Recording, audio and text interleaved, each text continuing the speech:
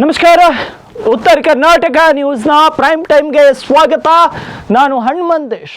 ಮಳೆಗಾಲದಲ್ಲಿ ಯಾವ ಸಮಸ್ಯೆ ಇರುತ್ತೋ ಇಲ್ವೋ, ಆದರೆ ಸಣ್ಣ ಹಳ್ಳಿಯಿಂದ ಮಹಾನಗರದವರೆಗೆ ರಸ್ತೆ ಸಮಸ್ಯೆ ಅನ್ನೋದು ಸರ್ವ ವ್ಯಾಪ್ತಿಯಾಗಿರುತ್ತೆ. ಅಂತಹ ಕೆಟ್ಟ ರಸ್ತೆಯಲ್ಲಿ ಸಂಚರಿಸುವಾಗ ಜನಪ್ರತಿನಿಧಿಗಳು, ರಸ್ತೆಗಳ ಗುತ್ತಿಗೆದಾರ, ಇಂಜಿನಿಯರ್ ಇವರೆಲ್ಲರನ್ನ ಮನಸಾರೆ ಶಪಿಸುವುದು ಮಳೆಗಾಲದ ವಾಡಿಕೆ. ಅದರಲ್ಲಿಯೂ ಯಾರಾದರೂ ಎದುರಿಗೆ ಸಿಕ್ಕರೆ, ಏನ್ರಿ ರೋಡ್ ಇದು, ಈ ಪರಿ ಹಾಳಾಗಿದೆ ಅಲ್ರಿ, ಇವರಿಗೆ ಹೇಳೋರು ಕೇಳೋರು ಯಾರು ಇಲ್ವಾ ಅಂತ ಮಾತನಾಡ್ತೇವೆ. ಮೌನವಾಗಿ ಆ ರಸ್ತೆಗಳ ಹಿಂಸೆಯನ್ನು ಸಹಿಸ್ಕೊಳ್ತೇವೆ. ಆದರೆ ಬೆಳಗಾವಿಯ ಹುಡುಗರು ಹಾಗಲ್ಲ. ಯಾಕಂದರೆ ಅವರು ಹೋರಾಡಲಿಲ್ಲ, ಹಾರಾಡಲಿಲ್ಲ, ತಮ್ಮ ರಸ್ತೆಯನ್ನೇ ತಾವೇ ಸರಿ ಮಾಡ್ಕೊಂಡಿದ್ರು. ಹೌದು, ಹೆಂಗಪ್ಪ ಅದು ಅಂತೀರಾ? ಯಾಕಂದರೆ ಎಲ್ರಿಗೂ ಡೌಟ್ ಇರುತ್ತೆ, ಹೆಂಗೆ ಅದು ಮಾಡ್ಕೊಂಡಿದ್ದಂತ. ಒಂದು ಹಳ್ಳಿಯ ಏಳಿಗೆ ಎಂದರೆ ಸ್ಥಳೀಯ ಗ್ರಾಮ ಪಂಚಾಯತ್ ಮತ್ತು ಚುನಾಯಿತ ಜನಪ್ರತಿನಿಧಿ ಅವರೆಲ್ಲರೂ ಮುಂಗಾವಲಾಗಿ ನಿಂತುಕೊಳ್ಬೇಕು. ಹಾಗೆ ಅಭಿವೃದ್ಧಿಯ ಕಾರ್ಯಗಳನ್ನು ಪೂರ್ಣಗೊಳಿಸುವುದು, ಸ್ಥಳೀಯರ ಕುಂದು ಕೊರತೆಗಳಿಗೆ ಸ್ಪಂದಿಸುವುದು ಜನಪ್ರತಿನಿಧಿಗಳ ಕರ್ತವ್ಯ.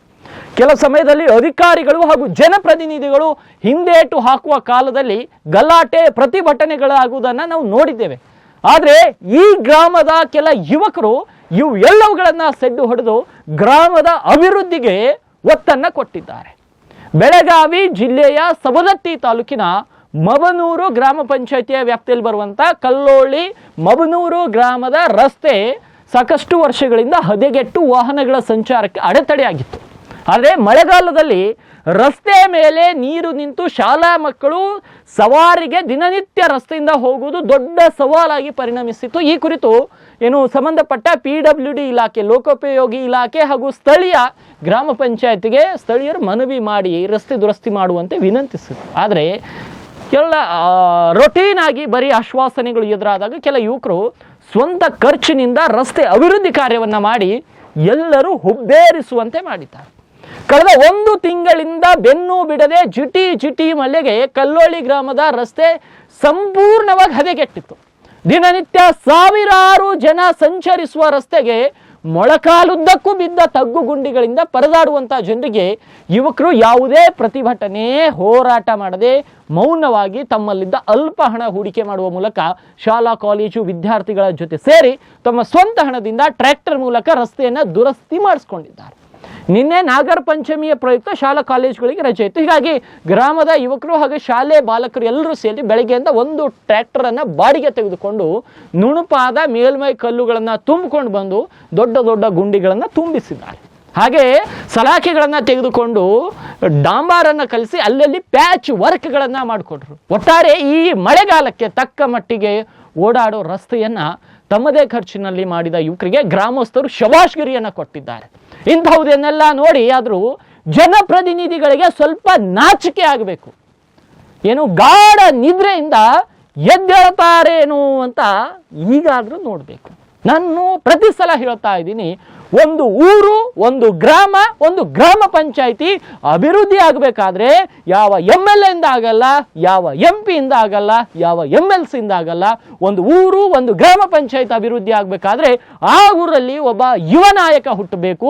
ಆ ಊರಿನ ಬಗ್ಗೆ ಕಳಕಳಿ ಇರುವಂಥ ಯುವಕನಿಗೆ ನೀವೆಲ್ಲರೂ ಅವಕಾಶವನ್ನು ಕೊಡಬೇಕು.